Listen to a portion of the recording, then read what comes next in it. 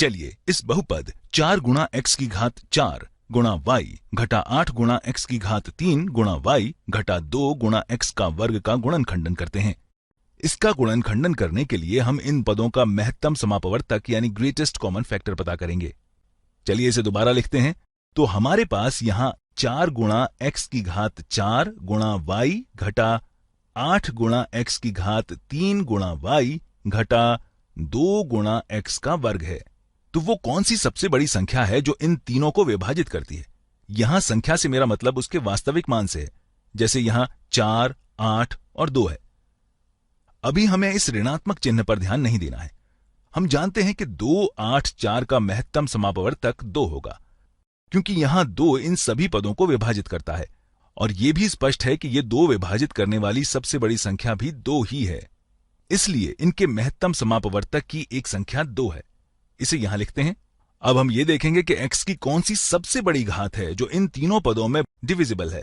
तो यहां x का वर्ग से इन तीनों पदों को विभाजित किया जा सकता है और स्पष्ट है कि यही x की अधिकतम घात है जो इस अंतिम पद को विभाजित करता है।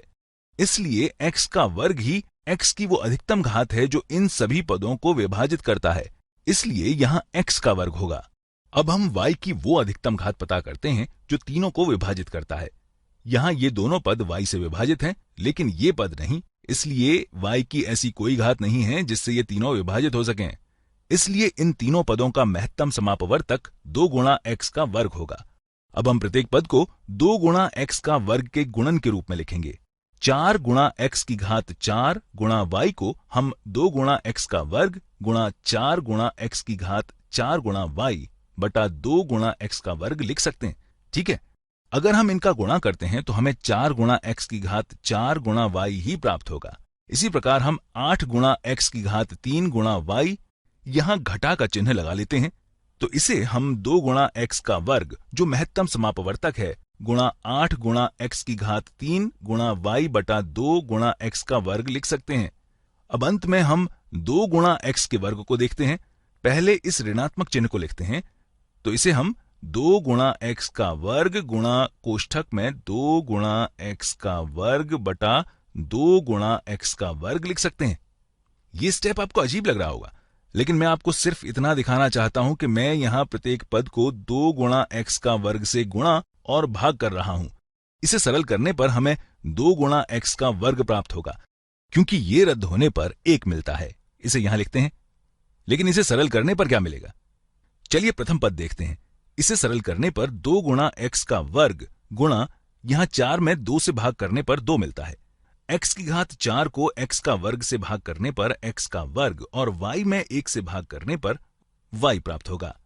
इसलिए ये 2 गुणा x का वर्ग गुणा 2 गुणा x का वर्ग गुणा y घटा 2 गुणा x का वर्ग गुणा 8 को 2 से विभाजित करने पर 4 मिलता है।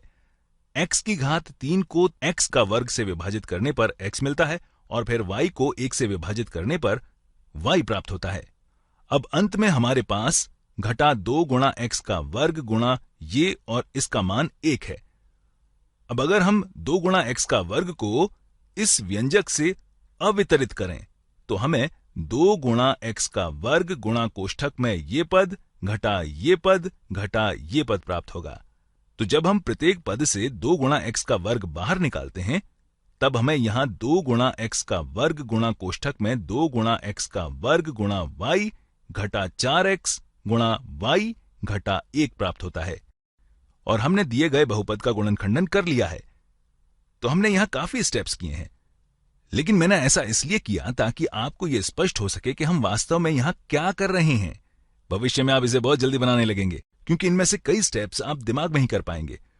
उदाहरण के तौर पर अगर हम प्रत्येक पद देखते हैं तो यहां सबसे बड़ा गुणांक यानी कोएफिशिएंट 2 है, जो सभी को विभाजित कर सकता है। इसे गुणनखंडन द्वारा बाहर निकाल लेते हैं। ये सभी पद x के वर्ग से विभाजित होते हैं, जो x की अधिकतम घात है। इसे भी गुणनखंडन द्वारा बाहर निकाल लेते हैं। यहां इस पद में y नहीं है, इसलिए हम y को गुणनखंडन द्वारा बाहर नहीं निकाल सकते। चलिए देखते हैं यहां क्या प्राप्त होगा। यहां प्रथम पद में 2 गुणा x का वर्ग से भाग देने पर यहां 4 को 2 से भाग देने पर 2 मिलेगा। फिर x की घात 4 को x का वर्ग से भाग देने पर x का वर्ग मिलेगा और y को 1 से भाग देने पर 1 क्योंकि यहां y में कोई पद नहीं है जिसे हम गुणनखंडन द्वारा बाहर निकाल सकें, इसलिए यहां y होगा। घटा 8 को 2 से भाग देने पर 4 मिलेगा। x की घात 3 को x का वर्ग से भाग देने पर x और y को 1 से भाग देने पर y प्राप्त होगा। घटा अब यहां ऋणात्मक 2 को 2 से भाग देने पर 1 मिलेगा। फिर x का वर्ग को x का वर्ग से भाग देने पर भी 1 मिलेगा। इसलिए 2 गुणा x का वर्ग को 2 गुणा x का वर्ग से भाग देने पर 1 प्राप्त होगा। तो भविष्य में आप इसे इसी तरह अधिकतर स्टेप्स दिमाग में ही कर लेंगे, लेकिन मैं आपको यह समझाना चाहता था कि यह कोई जादू नहीं है। अगर आप यहां वितरण गुणधर्म का प्रयोग कर इसे इन पदों पर वितरित करेंगे तो आपको ठीक यही व्यंजक प्राप्त होगा।